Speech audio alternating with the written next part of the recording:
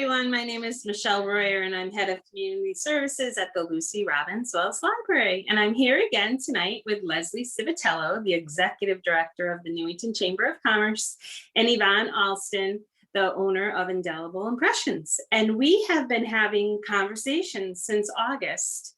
And it's the end of the year, and I think everyone we've talked to has had a lot to contribute.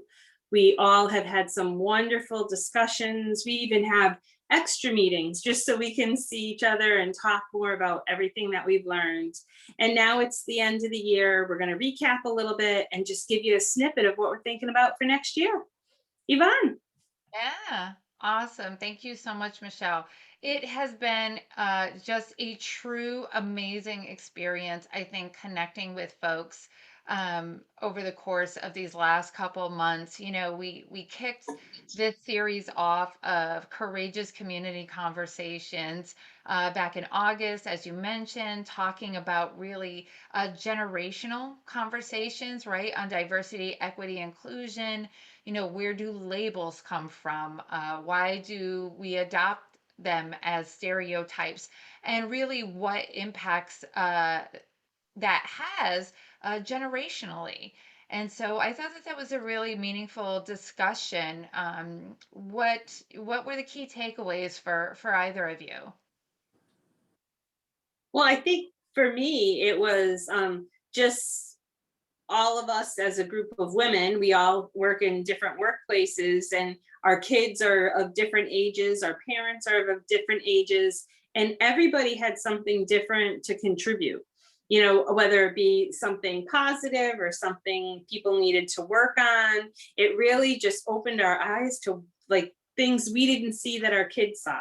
Our kids saw their grandparents in a different way. And, we've learned from different people that people are learning.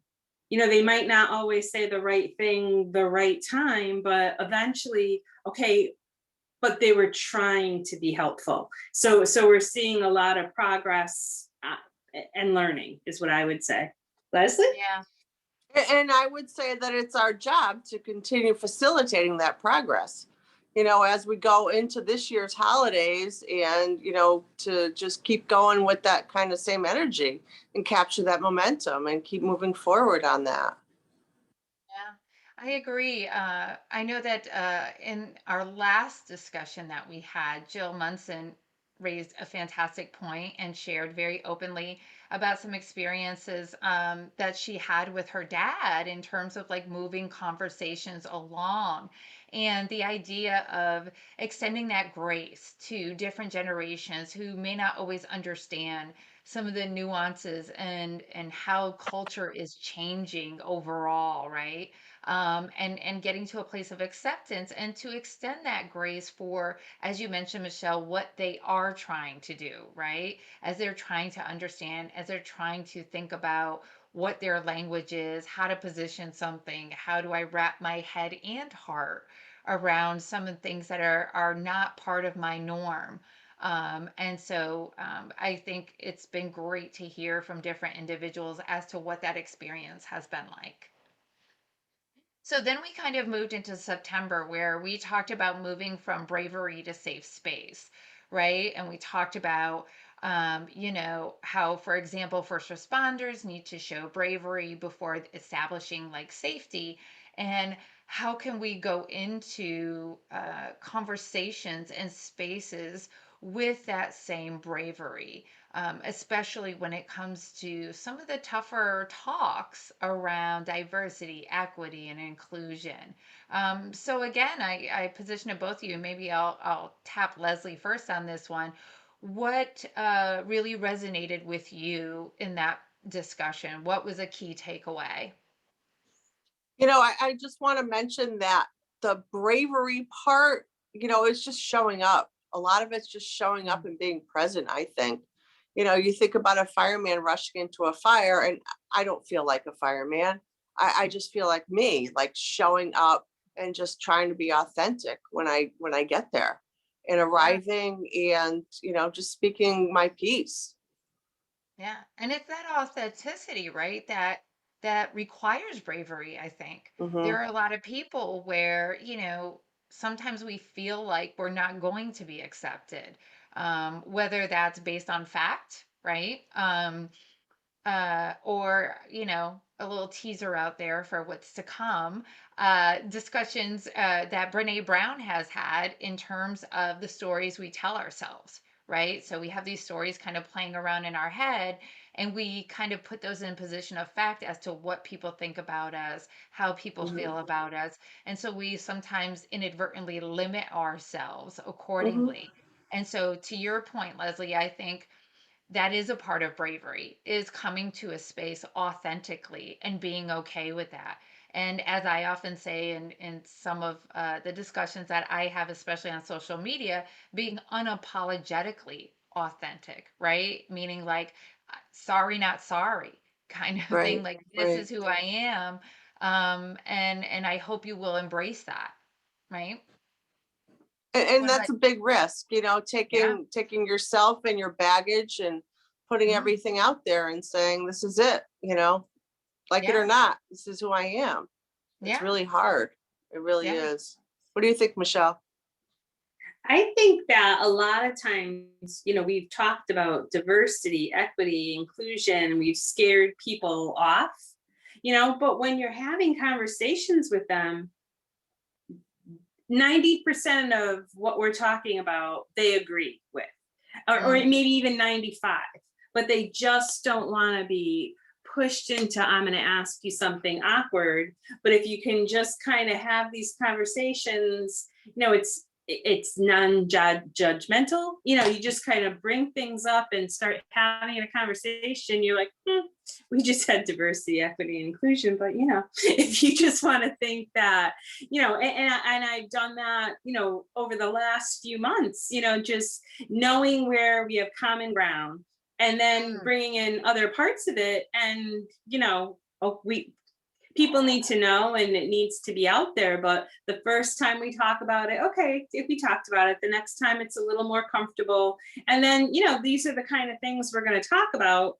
And you just do it. It's not so much, for me, maybe I'm hiding behind some things, but I'm with kids, I'm with adults, I'm with coworkers, I'm with the community. And I've just tried to have more of these conversations, invite different people into each one, and everybody's got something to say, whether we're just going to come on here or just have a conversation at the library or anywhere else. And they really have a lot to add, and it's all good stuff. Mhm. Yeah, absolutely. We just got to be brave enough to kind of come into a space and be willing to listen and to learn. And I think those are two important keys there. Um, so then in October, we kind of talked about sexual orientation and gender identity across age and ethnicity. And that was a very robust discussion. I do remember that.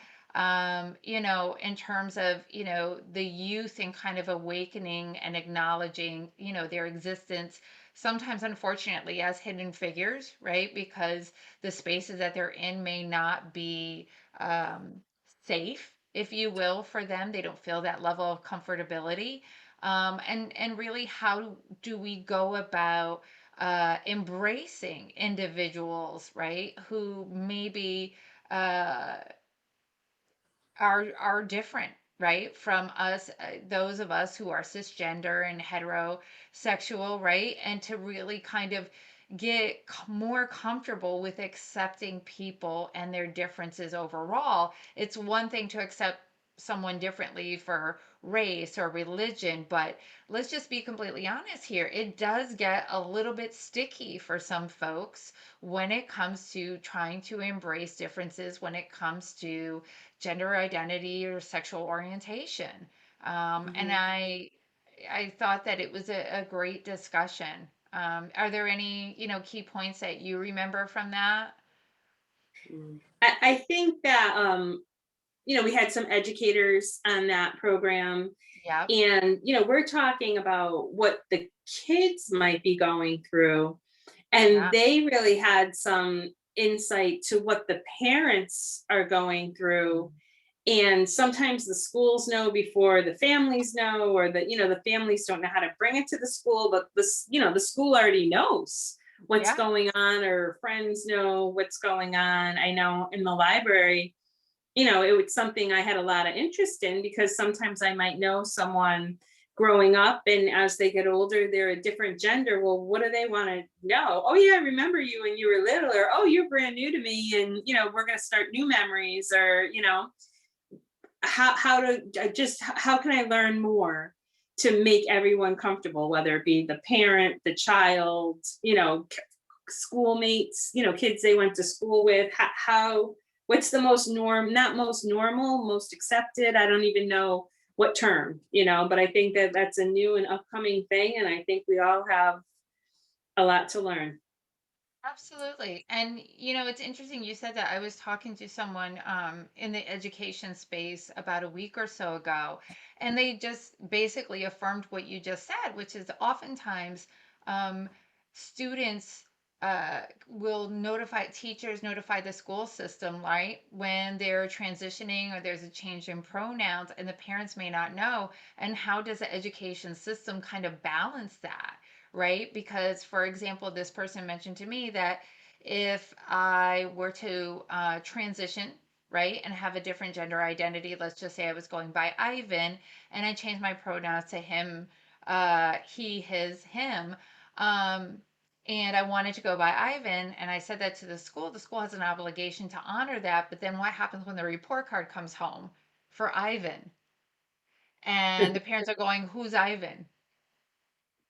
Right? And so how do you have those tough discussions, and how can the school help to facilitate those hard discussions and kind of bringing both school system, community, and family together to support the students? So yeah, it's a very interesting dynamic for sure. And it was just very surprising to me until, Hmm.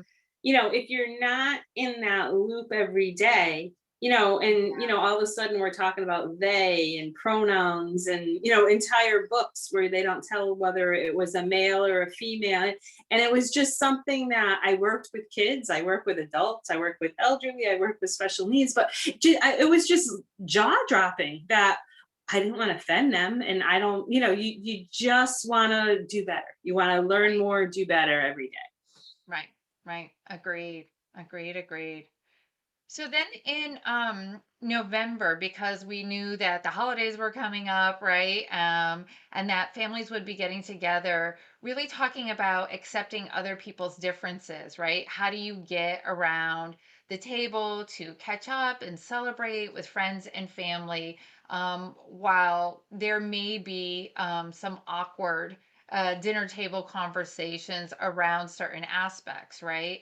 And really, how to navigate that, right? Through setting boundaries, always employing empathy and compassion, and how we really kind of redirect and re-engage.